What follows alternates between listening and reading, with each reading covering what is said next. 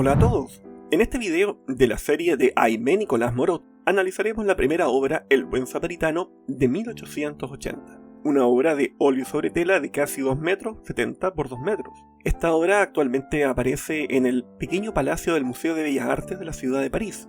Fue una donación de Otto Claus Preis en 1995. Según tengo entendido, a la fecha de elaboración de este video, la obra no se encuentra en exhibición.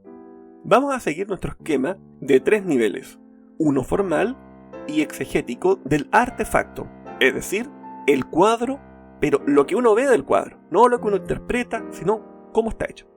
Luego, en un nivel 2, simbólico, vamos a ver donde vamos a analizar el significado, la hermenéutica, siguiendo a Romano Guardini y a López Quintás. Y finalmente, uno ontológico, donde veremos el grado de artisticidad de la obra y de concordancia entre los distintos trascendentes. Vamos a ver. Comencemos con las características objetivas de la obra, y para esto hablaremos desde las características objetivas de la belleza: integridad, proporción y claridad. Ojo, que aquí es un artefacto que tiene como finalidad la belleza. No buscamos que tenga una utilidad. Por eso, nos enfocamos primero que todo en que sea bello. Si no es bello, bueno, no cumplió su objetivo principal. Para aclarar, esto no es una ilustración. Una ilustración puede tener todo: integridad, proporción y claridad. Por eso hay ilustraciones muy buenas. Hay novelas gráficas muy buenas. Hay cómics que nos llaman la atención. Hay hasta dibujos que uno ve que dice, oye, pero si esto tiene todo, ¿por qué no es una obra de arte? A ver, la finalidad de una ilustración es ilustrar, sacar a la luz una imagen que ayuda a ver o a entender o imaginar una historia. Por eso, tiene una utilidad en fin de algo. En esta imagen de al lado de un texto bíblico, sirve, pero no fue hecha para eso.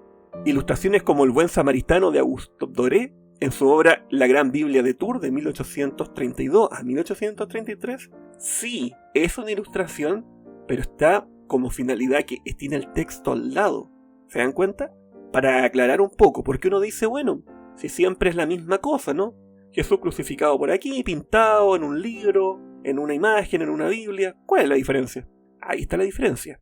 La diferencia es la finalidad. Por eso, los invito a que comencemos por algo que en mi experiencia con este cuadro no pasó desapercibida. Recuerdo haber visto esta obra en algunos libros antiguos tipo de enciclopedia que habían en mi casa, o semanarios de arte que se compraban junto a los diarios de los kioscos. Y esta imagen captaba mi atención por 2 motivos. El primero es muy potente, y es que la imagen me hacía pensar si era o no una imagen de Jesús el hombre que estaba ahí, porque se parece, ¿no? Un burro, Jesús, cuando entraba sobre un burro a Jerusalén. Yo no sabía mucho de religión en ese tiempo. Yo en el tiempo que veía las enciclopedias en mi casa tenía ¿cuánto? 5 o 9 años, en ese rango de edad. Y no sabía, pero tampoco no era una persona que tuviese una cultura católica ni religiosa, no se me enseñaba. Y lo segundo era algo que ahora recién le tomo el peso. Yo me preguntaba, ¿y dónde está el resto del cuadro? Porque algo me decía que este cuadro no estaba entero. Así decía yo, no está entero, es un pedazo. Por eso vamos a comenzar con la proporción, ya que yo comencé intuitivamente viendo de que esto era un pedazo. Algo tenemos que hablar sobre esa dimensión objetiva. Porque ese detalle que intuí en ese momento me refuerza que cuando hablamos de características objetivas de la belleza es algo en serio. Cuando hice mi investigación para este video, efectivamente encontré que Morot decidió acortar el cuadro para darle prioridad a las figuras humanas. Ahora, tenía sentido entonces, como veremos más adelante, pero ya me decía que el cuadro se había pensado originalmente más grande. No estaba tan perdido. La composición de los personajes está muy bien balanceada, con el peso de las cabezas del hombre inconsciente junto al que lo lleva a cuestas en contraposición con el burro. Doy el dato de que a Morot le gustaba dibujar animales y de hecho era muy famoso por los caballos y los leones. Las cabezas, a su vez, tienen algo interesante porque el herido mira hacia el cielo y el que carga al hombre confronta al espectador, lo que hace que uno se detenga en ese personaje. ¿Se dan cuenta? No es algo menor. Uno mira a ese hombre que lleva a cuestas a una persona herida. Luego, vemos que el cuerpo reclinado del hombre sobre el burro sigue la diagonal que hace parte del lado izquierdo del triángulo. Esto es complementado de forma muy inteligente por el artista con la curvatura de la espalda del hombre que lo auxilia. Y en la parte inferior está la caída que se da en forma vertical de las extremidades del burro, el hombre desmayado y el que camina. Entonces nos permite enfocarnos en la parte del centro. Esto facilita que uno, como lo vamos a ver, haga un recorrido hasta llegar a la mirada del hombre que confronta al espectador. Antes de continuar con ese detalle de cómo hacemos el recorrido, en mi mente siempre este cuadro tenía esta forma. ¿Y por qué encontraba que era un recorte del completo? La proporción del cuadro que concentra la figura está en un plano inferior de lo que en principio uno podría esperar y deja ese espacio vacío o disminuido al máximo. Puede interpretarse esto a la luz de Hans Selmayr, ahí una pequeña nota para que sepan quién es, quien señaló que la distribución espacial de la obra de arte no es neutra, sino una estructura portadora de significado. En Morot, el espacio organiza la escena en torno al drama humano, pero despoja al drama humano de esa dimensión trascendental y lo deja solamente en el plano terrestre.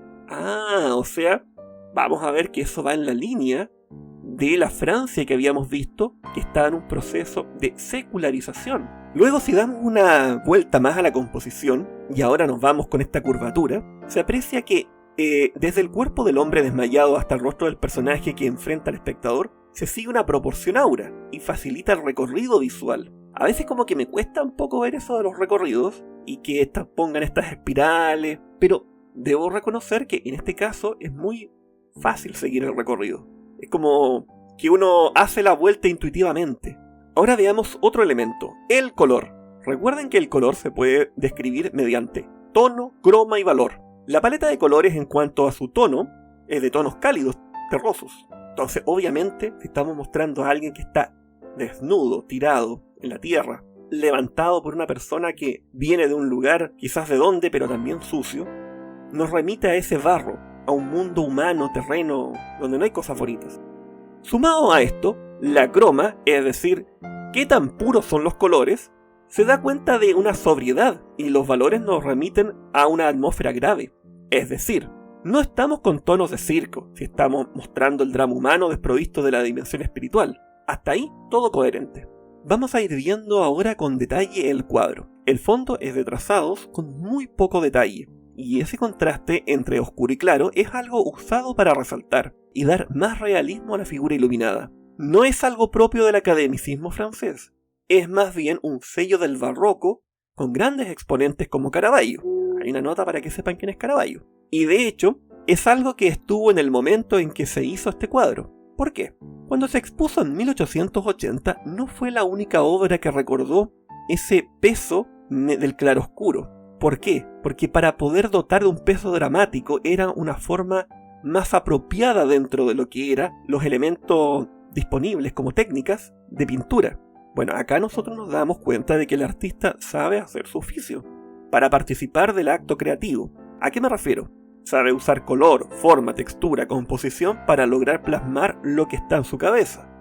Él quería drama, utilizó todos los elementos y las técnicas a pesar que no eran las que estaban en su momento. Recordó a los antiguos maestros del barroco. Y esto obviamente tiene un asidero en la realidad. O sea, no tiró una idea abstracta de arte moderno en que no tenía un asidero en la realidad. El rostro del hombre desmayado, si no fuera por la cinta en la cabeza, podría ser fácilmente el rostro de un Cristo descendiente en la cruz. Y parte de lo que vemos se orienta a ello. Morot usa tanto disposiciones anatómicas como culturales para lograr algo. Pero eso lo vamos a ver donde corresponde, más adelante. Acá vemos cómo se ve el fondo cuando aumenta su nivel de saturación. Y es impresionante porque una buena composición requiere a veces que el fondo sea de manchas.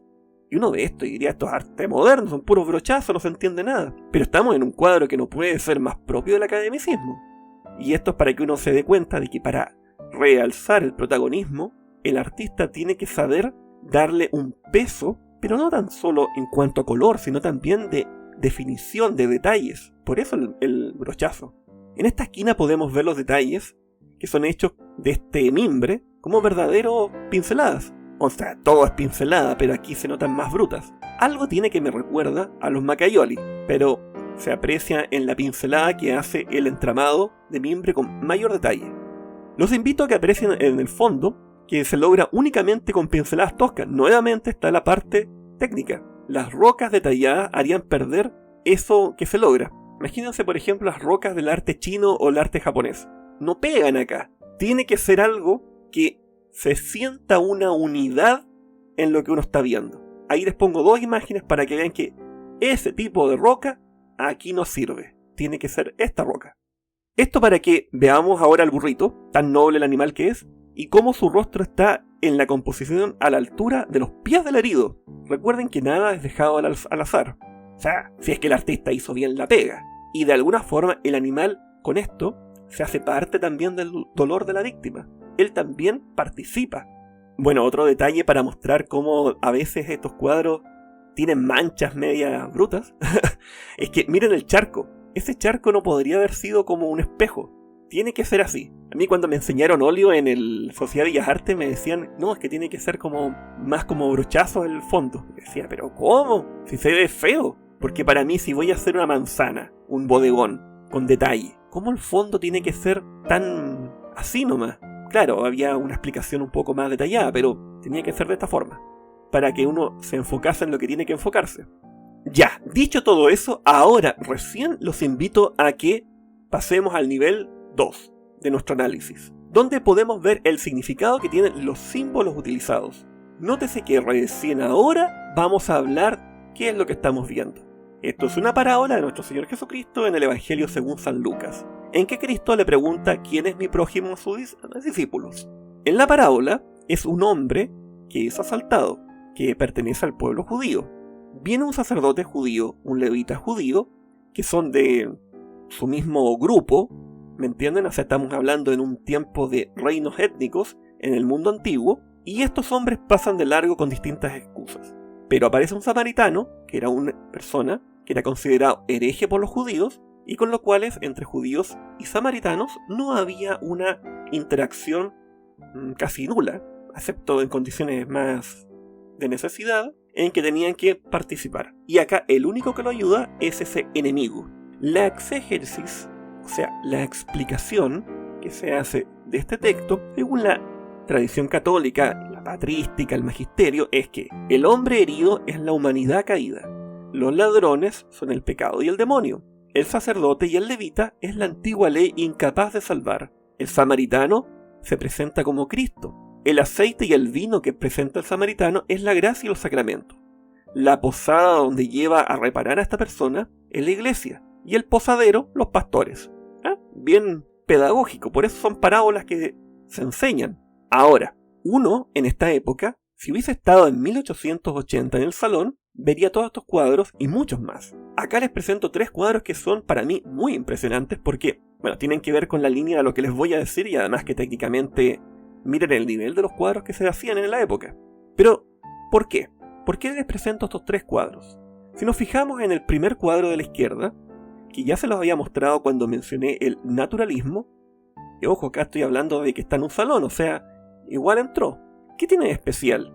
Ahí estamos viendo a la heroína francesa por excelencia, Santa Juana de Arco, pero cuando era una campesina, cuando tenía visiones, no cuando era la doncella de Orleans que guiaba y salvaba a los franceses, no, estamos viendo como una campesina. Lo cierto es que no nos vamos a tener en este cuadro como un artefacto porque tiene sus propios méritos, pero la mujer está como una campesina que podría verse en la Francia del momento de 1880 y le da la espalda a esa vida como está. Mira al cielo, pero con los pies en la tierra. Ojo con ese detalle. A la derecha tenemos a un personaje de los libros sapienciales del Antiguo Testamento. Un hombre que se llamaba Job, que es puesto como ejemplo de cómo sobreponerse a las distintas adversidades. ¿Por qué? A pesar de todo lo que le va ocurriendo, que pierde su familia, que lo pierde todo, que le da lepra, que aquí, que allá, no reniega de Dios. Pero nuevamente, vean este cuadro. No hay un Dios, sino una mirada a lo alto. Y somos nosotros los que miramos hacia abajo como espectadores. Hay algo que se va repitiendo. Entonces, si vemos que el cuadro no tiene el espacio superior, ya algo cambia con lo que tenemos enfrente. Hay una dimensión de la realidad humana que está ausente en los 3 cuadros que estamos viendo. Se sacó la dimensión trascendente de la representación en el artefacto y se dejó al hombre. Entonces, ¿qué queda? ¿Cómo le explico a un francés normal que entiende por la ley natural todo lo que ha entendido por siglos, desde Clodoveo, que se convirtió al cristianismo, después que cayó el Imperio Romano, que ahora la República con ideales ilustrados fracasó? No una, sino 3 veces. Chuta, está difícil. Y ahí entonces está el intento que hacen los artistas de este momento. Vemos cómo podría hacerlo el artista. Quizás tomando, como el hombre herido, a ese Cristo que baja de la cruz. A la derecha les dejo una imagen del descendimiento de la cruz de Roger van der Weyden, en que él es del arte donde vemos elementos pedagógicos clásicos, con el brazo del Señor colgando. Aquí viene lo impresionante, es que uno puede comenzar a cuestionarse. Ese samaritano, según la tradición, lleva al pecador. No, acá no lleva al pecador, lleva a Francia, que se identifica con Cristo, y el samaritano no es el Señor, es el ciudadano francés.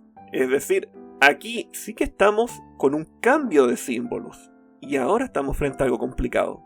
No tan solo quitamos a Dios, sino que el cuadro deja al hombre en lugar de Cristo. O sea, esto es un cuadro que dentro de mi pequeño análisis me dice más que 1000 libros de literatura, textos filosóficos de Francia, o lo que quieran decirme. Es una interpretación en la línea que llevamos hasta ahora, pero me da cuenta de cómo se desplazó una visión con un Dios como el centro al hombre como el centro. Ahora, para mí esto es horrible, esto ya no puede ser más malo. ¿Por qué? Porque esto es como una trastocación de simbolismo. ¿A quién le habla Moreau? El artista no fue un hombre religioso, así que él no tenía ninguna obligación de tener que hablar desde la religión. Tampoco fue un hombre anticlerical.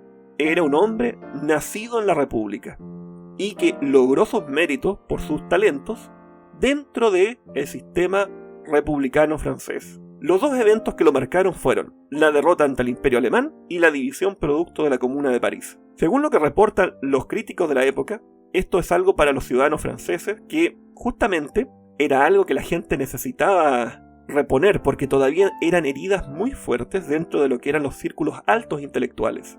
Acá les dejo una cita de la pintora y también una cronista a través de sus diarios, Marie Bach-Christophe, que de forma póstuma declara: este cuadro es el que más me ha proporcionado placer en mi vida. Nada es más impactante, todo es simple, verdadero y bueno. Eso es lo que dice ella.